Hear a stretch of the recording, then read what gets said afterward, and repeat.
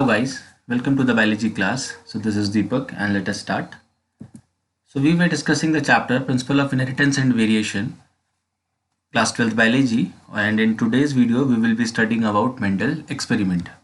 I suggest you to have a look at the last video because in that I provided you the general introduction of the chapter, that what we need to study in this entire chapter. तो सबसे पहले शुरुआत होती है बेटा, जब हम inheritance और वेरिएशन की बात करते हैं तो सबसे पहले इसमें शुरुआत होती है मेंडल के एक्सपेरिमेंट से. So let us start. अब before moving you should understand why do we need to read this chapter. देखो, today we know that nucleus contains DNA और and DNA contain all the information required for the growth and development of cell. आज हमें ये पता है कि DNA के अंदर न्यूक्लियस है और न्यूक्लियस में न्यूक्लियस के अंदर डीएनए है and that DNA contain all the information required for growth of cell. But there was a time when एक डिबेट चल रही थी साइंटिस्टों में कि एक्चुअल में हेरिडिटरी मटेरियल क्या है. हेरिडिटरी मटेरियल उसे कहते हैं जो एक जनरेशन से दूसरी जनरेशन में ट्रांसफर होता है बेटा. Initially it was believed that it is the protein which is the hereditary material, but later on revelations show that it is the DNA which is the genetic material. अब genetic material मतलब genetic material, hereditary material सब same शब्द हैं बेटा. तो आज हम जानते हैं कि it is the DNA which control the protein formation. मतलब डीएनए से ही अल्टीमेटली हमारी बॉडी के सारे प्रोटीन बनते हैं.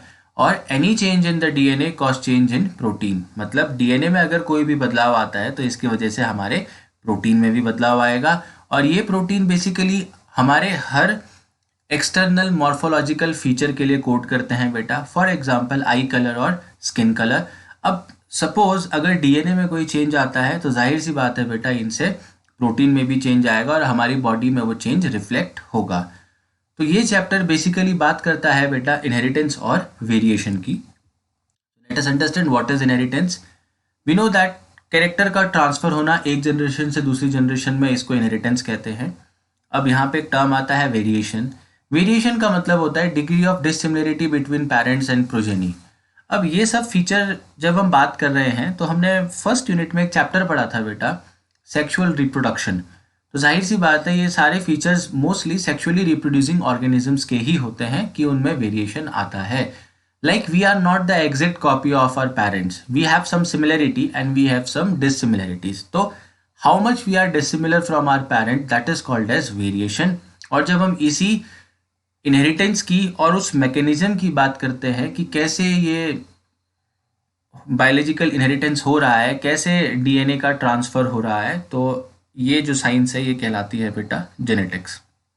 तो basically science dealing with the principle and mechanism of biological inheritance is called as genetics. Okay, now this figure explain in a very nice manner that what is variation. आप देखिए ये सब giraffe की varieties हैं और basic इनमें जो difference है वो है इनके बॉडी के कलर के पैटर्न का. तो ये भी एक बहुत अच्छा एग्जाम्पल है वेरिएशन का. ठीक है, they might differ in height also, but जो मैं एक्सटर्नल अपीयरेंस की बात करूं तो इन सब में जो आपको चेक पैटर्न दिख रहा है वो अलग अलग कलर्स का है. That is variation and variation is a feature of sexual reproduction organism. So how this variation, inheritance, transfer of genetic material occurs, we need to understand in this chapter. Okay, आते हैं Mendel पे. तो Mendel, you should know that Mendel was a bishop in a church, मतलब पादरी का काम करते थे. And that is the most good thing about the science कि you don't need a background always. He prove that he simply conducted experiment. जो church के सामने की जगह थी उसमें पी प्लांट ग्रो करते थे ये, और उसी पी प्लांट को ग्रो करते करते इनको आइडिया आया कि why shouldn't I go for artificial, see how the characters are distributed. तो मेंडल ने काम किया पी प्लांट पे. ये मेंडल का मॉडल ऑर्गेनिज्म कहलाया, that is Pisum. Sativum is the scientific name. अब मॉडल ऑर्गेनिज्म याद रखना बेटा, जेनेटिक्स में बहुत सारे मॉडल ऑर्गेनिज्म होते हैं. मॉडल ऑर्गेनिज्म उसे कहते हैं जिसमें हम कोई भी स्टडी कर सकते हैं. जैसे you must have seen in the newspapers, human genes की ज़्यादातर जो रिसर्च है वो माइस के जीन्स पे की जाती है. चूहों पे बहुत ज़्यादा रिसर्च होती है. इसके पीछे रीज़न ये है कि उनका जो जेनेटिक मेकअप है और हमारा जेनेटिक मेकअप है, जो जीन्स का अरेंजमेंट है वो नियरली सिमिलर है, मतलब बहुत सिमिलरिटीज़ हैं. इस वजह से कोई भी एक्सपेरिमेंट जो ह्यूमन पे ह्यूमन के लिए बेनिफिशियल हो सकता है, उसकी सबसे पहली टेस्टिंग हमेशा माइसेस पे की जाती है। तो ये मॉडल ऑर्गेनिज्म का जो ट्रेंड था ये शुरू किया था मेंडल ने। तो जो पी प्लांट है, Pisum sativum, is the first model organism known. Okay, because of his work Mendel is called as father of classical genetics. तो इनको जेनेटिक्स का फादर कहा जाता है। पूरा नाम है J.G. Mendel. Okay, now the question arises why Mendel selected P plant. Mendel ने पी प्लांट सेलेक्ट क्यों किया? तो इसके पीछे का कारण है, you also have seen that P plant अपनी लाइफ साइकिल 6 मंथ्स में कंप्लीट कर लेता है बेटा। तो एक ही साल में उसकी 2 जनरेशन को इजीली स्टडी किया जा सकता था, और in a short interval of time आप उसकी ज़्यादा से ज़्यादा जनरेशन को स्टडी कर सकते थे। याद रखना, जेनेटिक्स में ये चीज़ बहुत इंपॉर्टेंट होती है। जिस भी ऑर्गेनिज्म पे आप काम कर रहे हैं उसकी लाइफ साइकिल जितना जल्दी पूरी होगी, आपको अपने जीन का इफेक्ट उतना इजीली दिखेगा, and you can track them for a longer period of time. Okay, P plants bisexual होते हैं, मतलब उसमें मेल और फीमेल रिप्रोडक्टिव पार्ट दोनों प्रेजेंट हैं। तो नॉर्मली वो सेल्फ पॉलिनेट करते हैं बेटा, बट हम चाहे तो उसमें क्रॉस पॉलिनेशन भी इंट्रोड्यूस कर सकते हैं। So that was the reason, another reason why Mendel chose pea plant. फिर है contrasting traits are visibly present. अब कॉन्ट्रास्टिंग ट्रेट्स का मतलब होता है ऐसे ट्रेट्स तो एक दूसरे के बिल्कुल अपोजिट हैं। जैसे for example black and white कह दिया, तो ये एक दूसरे से बिल्कुल अपोजिट ट्रेट होता है, इनको कॉन्ट्रास्टिंग ट्रेट कहा गया। तो जो पी प्लांट में कॉन्ट्रास्टिंग ट्रेट थे वो विजिबली प्रेजेंट थे, मतलब मॉर्फोलॉजिकली या बाहर से देख के ही आप पी प्लांट्स के कॉन्ट्रास्टिंग ट्रेट्स इजीली पहचान सकते थे। तो इससे इनको एक्सपेरिमेंट करने में आसानी हुई। ओके, कॉन्ट्रास्टिंग ट्रेट्स को अभी और डिस्कस करेंगे। Like this is the table of contrasting trait. तो Mendel found 7 contrasting trait in the pea plant. If you look at these contrasting trait, you will see these are seed shape, seed color, flower, pod shape, pod color, flower position and stem height. अब ये trait जो है बेटा बाहर से visibly देखे जाते हैं। ये डोमिनेंट और recessive I will explain you, but जब मेंडल ने सीड के शेप देखे तो उनको 2 शेप मिले बेटा, एक था राउंड और दूसरा था रिंकल्ड। जब उन्होंने सीड का कलर देखा तो एक कुछ सीड येलो कलर के थे और कुछ सीड ग्रीन कलर के थे। जब उन्होंने फ्लावर देखा तो कुछ फ्लावर वायलेट कलर के थे और कुछ फ्लावर वाइट कलर के थे। ऐसे ही पॉड का शेप, फली का जो शेप था, एक फुल था और एक सिकुड़ा हुआ था जिसको कह दिया कॉन्स्ट्रिक्टेड। पॉड का कलर, कुछ पॉड के कलर ग्रीन थे और कुछ के क्या थे, येलो थे। फ्लावर की पोजीशन देखो, एक्सियल और टर्मिनल, ये क्या है, यहाँ साइड में ग्रो कर रहा है फ्लावर और इसमें एंड में ग्रो कर रहा है, तो टर्मिनल कह दिया। स्टेम की हाइट या प्लांट की हाइट, कुछ प्लांट कैसे थे बेटा, टॉल थे और कुछ प्लांट कैसे थे, ड्वार्फ थे। Okay, so these were the 7 characters which Mendel observed in the pea plant, and that was among the reason why he selected this plant. Okay. Mendel ने क्या किया बेटा, मेंडल ने एक्सपेरिमेंट किया, और जो एक्सपेरिमेंट है वो कहलाया आर्टिफिशियल हाइब्रिडाइजेशन एक्सपेरिमेंट, और इन्होंने पी प्लांट में किया। तो इन्होंने बहुत सारे क्रॉसेस परफॉर्म किए थे। तो will study about 2 cross here, that is monohybrid and dihybrid cross. He selected pure line. Pure line traits या प्योर लाइन ब्रीड ली थी इन्होंने पी प्लांट की। अब प्योर लाइन किसे कहते हैं बेटा, प्योर लाइन उसे कहा जाता है कोई ऐसा प्लांट जिसको, कोई भी ऐसा ऑर्गेनिज्म जिसको बहुत समय तक कॉन्टिन्यूसली सेल्फ पॉलिनेट कराया है। अब सेल्फ पॉलिनेट कराने से क्या फ़ायदा होता है कि उसमें जो जीन्स होते हैं वो जीन स्टेबल हो जाते हैं। Like it has been continuously self pollinated, so it will be stable, the gene will be stable in that और the trait will be stable. Such a line is called as pure line. फिर जब इन्होंने cross pollination कराया तो first generation plant को study किया। Okay, अब समझते हैं इसको डायग्राम की हेल्प से। देखो ये एक बाइसेक्सुअल प्लांट है, ठीक है, बाइसेक्सुअल फ्लावर है पी प्लांट का। तो ये मेल पार्ट भी दिख रहा है आपको इसमें और फीमेल पार्ट भी विजिबल है। अब इन्होंने आर्टिफिशियल हाइब्रिडाइजेशन का मतलब क्या होता है बेटा, देखो इन्होंने वॉयलेट फ्लावर वाला प्लांट लिया और वाइट फ्लावर वाला प्लांट लिया पी का। अब वॉयलेट में क्या किया, देखो फोर्सेप या सीजर की हेल्प से इन्होंने मेल पार्ट को रिमूव कर दिया। तो जितने एंथर थे सबको कट करके क्या कर दिया बेटा, साइड कर दिया। अब इसमें सिर्फ क्या बचा, इसमें बचा सिर्फ फीमेल रिप्रोडक्टिव पार्ट। ओके, और फिर दूसरे प्लांट का जो वाइट फ्लावर था इसमें कोई चेंज नहीं किया, इसको ग्रो होने दिया। जब इसके पॉलन मैच्योर हो गए, जब इसके पॉलन मैच्योर हो गए तो इन्होंने इसके पॉलन को इसके स्टिग्मा के ऊपर डस्ट कर दिया। Okay, this is called as cross pollination बेटा। You must have studied in this chapter second, in chapter second also, sorry. तो अब इसमें कुछ टर्म्स है बेटा। अब सबसे पहले जब इन्होंने सीजर की हेल्प से इनको रिमूव किया एंथर को, तो this is called as emasculation. क्या कहलाता है बेटा, इमैस्कुलेशन। इसके बाद ये क्या करते हैं कि इसका जो स्टिग्मा है, स्टिग्मा को बटर पेपर से कवर करके रख देते हैं ताकि कोई भी अनवांटेड पॉलन उसके ऊपर ना गिरे। तो इस प्रोसेस को कह दिया बेटा बैगिंग। फिर जब इसका पॉलन मैच्योर हुआ तो वापस पॉलन को क्या किया, इस पर डस्ट कर दिया और अगेन इसको बैग कर दिया। बैगिंग करने के बाद इसमें एक टैगिंग शब्द होता है। टैगिंग का मतलब है कि बांधना। ओके, बटर पेपर लगा दिया आपने ऊपर, पहले आपने इसका पॉलन डस्ट किया स्टिग्मा के ऊपर, फिर बटर पेपर से कवर कर दिया और उसको हल्का सा बांध दिया। That is called as tagging. Okay, so these are the step that we perform during the cross pollination. Okay, अब क्रॉस पॉलिनेशन हुआ और आपको पता ही है कि एंड प्रोडक्ट क्या होता है बेटा सेक्सुअल रिप्रोडक्शन का प्लांट में, दैट इज सीड। ओके, ये सीड बने, फिर इन्होंने सीड को क्या किया, खेतों में लगाया। तो इन्होंने देखा कि जो फर्स्ट जनरेशन के प्लांट थे सारे के सारे कैसे आए, सब में कैसे फ्लावर थे बेटा, वॉयलेट फ्लावर थे। ओके, तो ये बेसिक मेंडल का एक्सपेरिमेंट था which I am trying to explain you. Okay, अब आता है मोनोहाइब्रिड क्रॉस। तो cross between one pair of contrasting trait. अब one pair of contrasting trait का मतलब क्या है, जब इन 7 में से किसी भी एक ट्रेट को लिया और प्लांट में क्रॉस करा दिया। अब ये बात याद रखना, क्रॉस तो बेटा हमेशा फ्लावर में ही होगा, ये हमेशा याद रखना। जो क्रॉस पॉलिनेशन होता है वो क्या सेक्स ऑर्गन्स में ही होगा। अब अगर कहते हैं वॉयलेट फ्लावर और वाइट फ्लावर लिया तब तो समझ आ जाता है। सपोज करो एक प्लांट है, इसमें कौन सा फ्लावर उगला है, वॉयलेट, और दूसरे प्लांट में कौन सा फ्लावर ग्रो कर रहा है, that is white. Okay, but जब मैं आपसे कहूँ कि ग्रीन पॉट कलर को येलो वाले पॉट से क्रॉस कराया, तो इसका मतलब ये होता है बेटा कि सपोज इस प्लांट में भी इन्होंने वॉयलेट फ्लावर ही लिया, इस प्लांट में भी इन्होंने वॉयलेट फ्लावर ही लिया, और इन दोनों प्लांट में फर्क था सिर्फ इनके पॉट के कलर में। ओके, तो एक का कलर कैसा, एक का जो पॉट बना वो कैसे कलर का था, ग्रीन कलर का था, और एक का कैसा था, येलो था। तो जब हम किसी एक पेयर को ही लेते हैं तो that is called as one pair of contrasting traits. Okay, and such a cross is called as monohybrid cross. मैं अभी जनरल वे में इस क्रॉस को पढ़ा रहा हूँ, बाद में हम इसको एक अलग तरीके से पढ़ेंगे जो पुनेट स्क्वायर मेथड से पढ़ते हैं, राइट।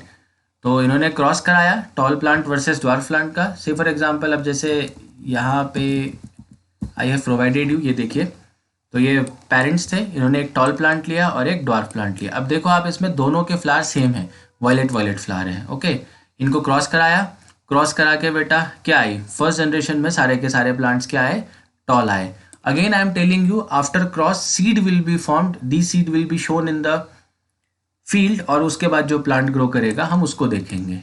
ओके, तो फर्स्ट जनरेशन में सारे के सारे प्लांट कैसे आए बेटा, टॉल प्लांट आए। अब इन्होंने इस टॉल प्लांट को क्या किया, सेल्फ पॉलिनेट होने दिया, मतलब ये बाइसेक्सुअल तो है ही, तो सेल्फ पॉलिनेशन होने दिया। तो मेंडल को लगा था क्योंकि फर्स्ट जनरेशन में सारे के सारे प्लांट टॉल थे, तो सेकेंड जनरेशन में भी सारे प्लांट कैसे आएंगे, टॉल आएंगे। But to his surprise second generation में टॉल प्लांट और ड्वार्फ प्लांट दोनों आए। इसका मतलब था जब इन्होंने इसको सेल्फ पॉलिनेट किया तो जो पेरेंटल ट्रेट था वो फिर से क्या आ गया, वापस आ गया। Although the plants were less in number, dwarf plant जो थे वो नंबर्स में कम थे और टॉल प्लांट ज़्यादा थे, but there was revival of the parent character in the second generation. Okay, यही बात मैंने इन स्टेटमेंट्स में मेंशन करी है। तो ये था मेंडल का एक्सपेरिमेंट। अब मेंडल ने इसके बेसिस में कुछ कंक्लूजन कहे। ओके, तो पहला कंक्लूजन ये था, मेंडल ने कहा कि कुछ तो ऐसा है जो पेरेंट से अपनी नेक्स्ट जनरेशन में ट्रांसफर होता है, और मेंडल ने उस कुछ को फैक्टर कहा बेटा। ठीक है, तो remember Mendel never propose the term gene. Mendel ने जो टर्म प्रपोज किया था वो क्या था, factor. He said that something is there that is being transferred from parent to the next generation. He called them as factor and later on these factors were called as genes. ठीक है, second बहुत important point Mendel का, genes are the basic unit of inheritance. ठीक है, इसने कहा था कि जीन जो है वो बेसिक यूनिट है इनहेरिटेंस के, मतलब जो चीज़ ट्रांसफर होती है पेरेंट से ऑफस्प्रिंग में वो जीन्स के फॉर्म में होती है। और तीसरा स्टेटमेंट जो मैंने इसी में मेंशन कर दिया है कि जीन जो होते हैं बेटा वो पेयर्स में आकर करते हैं। जैसे सपोज करो ये टॉल प्लांट के लिए कोई प्लांट की हाइट के लिए कोई जीन है। ठीक है, अब ये जीन दो फॉर्म में एग्जिस्ट करता था, या तो टॉल के फॉर्म में या फिर ड्वार्फ के फॉर्म में। ओके, तो ये हमने इसीलिए कहा कि जीन पेयर में आकर करते हैं। ओके, देन फिर एक टर्म आया, इन्होंने एक टर्म दिया अलील्स कहा। तो किसी भी फॉर्म के, किसी भी जीन के अलग अलग फॉर्म क्या कहलाते हैं बेटा, अलील कहलाते हैं। तो इसको थोड़ा इस डायग्राम से समझेंगे। तो फॉर एग्जांपल देखो यहाँ पे क्या है बेटा, सीड का शेप है। सपोज करो there is a gene that is coding for the seed shape. अब इसके दो अलील थे, एक अलील कैसा था, राउंड था बेटा, और एक अलील कैसा था, रिंकल्ड था। दो फॉर्म में एग्जिस्ट कर रहा है, तो किसी भी जीन के जो फॉर्म्स होती हैं वो फॉर्म्स कहलाती हैं बेटा अलील्स। ओके, तो for example gene for height can be toll और ड्वार्फ। ओके, तो ये तो मेंडल का मोनोहाइब्रिड क्रॉस से कंक्लूजन था। अभी हम मोनोहाइब्रिड क्रॉस को फिर से पढ़ेंगे बेटा in the next video, will study it in a different manner. अब यहाँ पे कुछ टर्मिनोलॉजीज हैं जिनको आगे बढ़ने से पहले हमको समझना बहुत ज़रूरी है। What are trait? ठीक है, ट्रेट होते हैं कोई भी कैरेक्टर का expression, that is tallness, dwarfness. आप लंबे हो वो आपका एक ट्रेट है या एक कैरेक्टर है। आपकी हाइट छोटी है वो ट्रेट है। आपके आइज का कलर कुछ है, that is a trait. Okay, फिर आते हैं जीन। इसमें मैंने जीन तो मेंशन नहीं किया है, बट आई थिंक जीन आप सब अवेयर हो कि genes is a segment of DNA which code for the proteins. Okay, फिर आते हैं अलील पे। तो अलील क्या है? Various forms of various forms of a gene होना चाहिए था यहाँ पे। तो अलील्स क्या है? These are various forms of a gene located at same position on homologous chromosome. अब हम सबको पता है कि हमारी बॉडी में फॉर एग्जांपल बात करें तो देयर आर 46 क्रोमोसोम। ओके, और ये दो दो के पेयर में है। तो जो पेयर्ड क्रोमोसोम होता है उन्हें होमोलॉगस कहा जाता है। अब आप देखें यहाँ पे, सपोज करो ये कोई क्रोमोसोम है, तो सेम क्रोमोसोम है, इसकी इस पोजीशन पे सपोज करो जो जीन है उसकी वजह से आपकी हाइट रिस्पॉन्सिबल होती है। ठीक है, तो एक अलील होगा आपका स्मॉल हाइट के लिए या ड्वार्फ हाइट के लिए, और एक अलील होगा आपका टॉल हाइट के लिए। ओके, तो various forms of a gene तो समझ आ गया होगा। Located at same position on homologous chromosome का मतलब है कि जो होमोलॉगस क्रोमोसोम होते हैं उसके डिक्टो सेम पोजीशन पे ही ये जीन पाया जाता है, और इस जीन के अलग अलग अलील्स होंगे। यहाँ पे अगर ये आ गया मेरी बॉडी में तो मेरी हाइट छोटी हो जाएगी, और ये आ गया तो मेरी हाइट टॉल होगी। ओके, अब ये अलील जो होते हैं ये डोमिनेंट भी हो सकते हैं और रिसेसिव भी हो सकते हैं। अब डोमिनेंट किसे कहते हैं? बहुत कॉमन सा टर्म है, किसी का नेचर डोमिनेंट होता है। डोमिनेंट मतलब होता है जो सिर्फ अपनी चलाता है। बायोलॉजी में हम कहते हैं डोमिनेंट उसे जो अपने आप को एक्सप्रेस करता है। One which has the ability to express himself is called as dominant, और दूसरा जो हिडन रहता है उसको हम कहते हैं रेसेसिव। फॉर एग्जाम्पल देखो, टॉल के लिए मैंने डोमिनेंट किसको दिखाया? कैपिटल टी को, और रेसेसिव के लिए किसको दिखाया? स्मॉल टी को। अब इसको यहां से समझते हैं, इस डायग्राम से देखिए। मेंडल ने टॉल प्लांट और ड्वार्फ प्लांट को क्रॉस कराया तो उसने देखा कि फर्स्ट जनरेशन में सारे के सारे प्लांट कैसे थे बेटा? टॉल थे। इसका मतलब टॉल ने अपने आप को एक्सप्रेस किया तो इसलिए टॉल कहलाया बेटा डोमिनेंट, और ड्वार्फ छुपा रहा इसलिए हमने उसको कह दिया रेसेसिव। जैसे फॉर एग्जाम्पल मैंने आपको ये गिव मी अ मोमेंट, ये 7 पेयर्स ऑफ कॉन्ट्रास्टिंग ट्रेट की हम बात कर रहे थे। तो यदि आप इसमें देखेंगे तो यहाँ पे डोमिनेंट और रेसेसिव है। अब इसका मतलब ये है कि मेंडल ने जब कभी भी राउंड सीटेड प्लांट और रिंकल्ड सीटेड प्लांट का क्रॉस कराया तो फर्स्ट जनरेशन में हमेशा कौन से प्लांट आए? ऐसे प्लांट जिनके सीड कैसे थे बेटा? राउंड थे। सिमिलरली येलो और ग्रीन सीड कलर वाले प्लांट का क्रॉस हुआ तो फर्स्ट जनरेशन में सारे के सारे सीड्स कैसे हुए? येलो। तो यहाँ पे जो आपको ट्रेट दे रखे हैं ये वो ट्रेट हैं जिन्होंने फर्स्ट जनरेशन में अपने आप को एक्सप्रेस किया। ओके, अंडरस्टूड है? So that is about the, just give me a moment.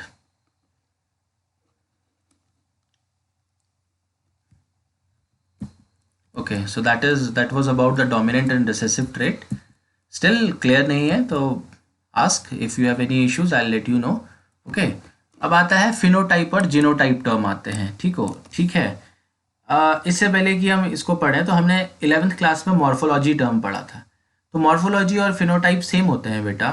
Phenotype mean the external appearance of an individual. आप बाहर से कैसे दिख रहे हैं, कोई प्लांट बाहर से कैसे दिख रहा है, उसकी हाइट कैसी है, उसका शेप साइज कैसा है, ये सब फिनोटाइप में आता है। और जीनोटाइप का मतलब होता है बेटा genetic makeup of an individual. किसी ऑर्गेनिजम्स के जीन्स का क्या मेकअप है उसे कहा जाता है जीनोटाइप। फॉर एग्जाम्पल जैसे अगर आप देखें तो फिनोटाइप हो गया कि एक प्लांट टॉल है और दूसरा प्लांट क्या है बेटा? ड्वार्फ है। अब इस टॉल के लिए कौन सा जीन रिस्पॉन्सिबल है वो कहलाएगा उसका जीनोटाइप। तो जब प्लांट टॉल होता है तो उसका जीन या तो कैपिटल टी होगा या फिर कैपिटल टी स्मॉल टी होगा बेटा। तो that is called as genotype. Means अब मेरी अगर अपनी बात करें तो सपोज करो किसी की आइज का कलर ब्लैक है। ब्लैक तो बाहर से दिख रहा है, आपको उसका कलर दिख रहा है आइज का कि ओके ब्लैक है, बट इस ब्लैक कलर के लिए कोई जीन रिस्पॉन्सिबल होगा बेटा, any gene will be responsible. तो ये जीन क्या है, ये जीन किससे डिनोट करते हैं, वो कहलाएगा बेटा इसका genotype. Okay, so that is the phenotype and genotype.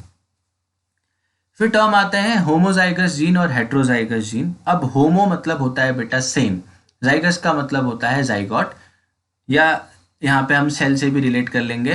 तो ऐसे जीन जिनके दोनों अलील सेम होते हैं। अब थोड़ा इसको समझना, हमने कहा कि जीन पेयर में अकर करते हैं, तो किसी भी जीन को हम दो लेटर से डिनोट करते हैं बेटा। कोई भी जो जीन होगा उसका जो फॉर्म होगा 2 लेटर से डिनोट करते हैं। तो सपोज करो या ऐसा कहो कि जीन के अलील्स को 2 लेटर से डिनोट करते हैं, क्योंकि हमारी बॉडी में there are 2 pair of chromosome, तो हम उसको किसी जीन के जो अलील्स होंगे उसको भी 2 लेटर से डिनोट करेंगे। अब सपोज करो किसी के क्रोमोसोम में ये भी कैपिटल टी है और ये भी कैपिटल टी है, ठीक है, तो ये दोनों क्या हो गए बेटा, होमोजाइगस। और टी किसके लिए रिस्पॉन्सिबल है, डोमिनेंट के लिए। तो ये हो गया कि जब किसी जीन में दोनों अलील सेम होते हैं तो उस जीन को कहा जाता है बेटा homozygous gene. Okay, for example homozygous tall का मतलब हो गया जिसके दोनों अलील कैसे हैं बेटा, कैपिटल टी कैपिटल टी। ऐसे ही होमोजाइगस रिसेसिव का मतलब हो गया जिसके दोनों अलील कैसे हैं, small T small T. Okay, so this is regarding the genotype. ठीक है, तो ये होमोजाइगस शब्द भी हम जब बोलते हैं तो आप याद रखना कि अच्छा उसके जो जीन है उसके अलील्स दोनों कैसे हैं, सेम हैं। फिर आता है दूसरा टर्म हेट्रोजाइगस।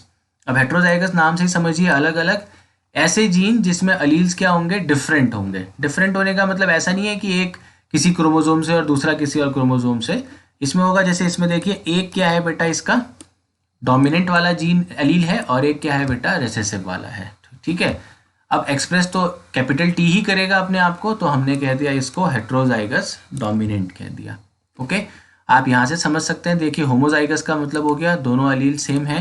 हेट्रोजाइगस 2 कंडीशन होती है, देखो ए और स्मॉल ए कैपिटल ए, और होमोजाइगस अगेन क्या हो गया, स्मॉल ए स्मॉल ए।